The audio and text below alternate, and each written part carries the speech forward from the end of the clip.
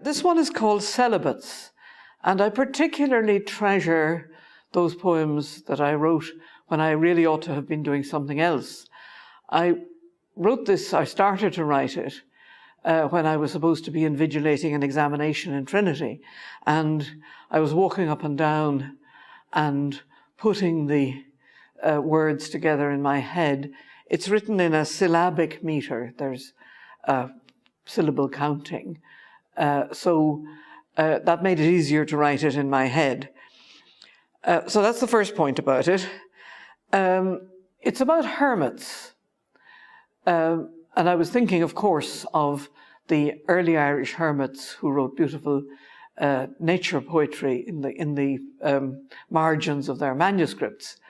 But I was also thinking about something my grandmother had told me about a group of women who lived rough in the furze bushes surrounding the camp in the Curragh, when there was a huge British Army establishment there. There were prostitutes who serviced the camp, and they didn't live in houses, they lived in the bushes.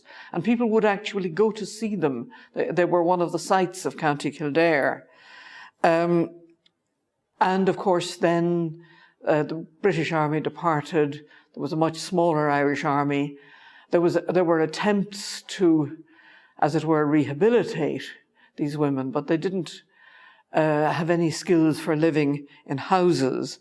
And I suppose I wrote it with the idea of trying to capture people's lives, which get progressively poorer.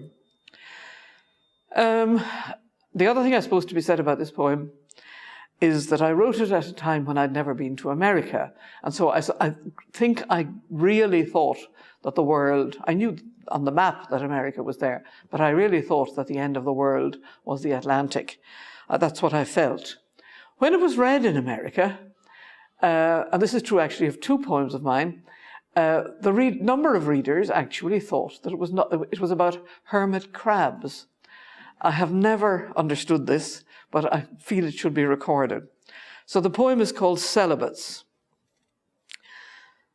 When the farmers burnt the furs away, where they had heedlessly lived till then, the hermits all made for the seashore, chose each a far, safe hole beneath rocks, now more alone than even before.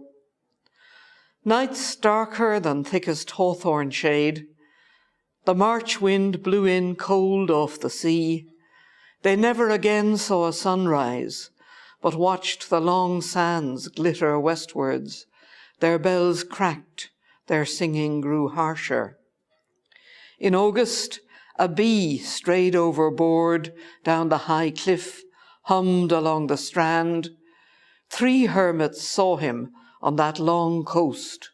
One spring, the high tides stifled them all.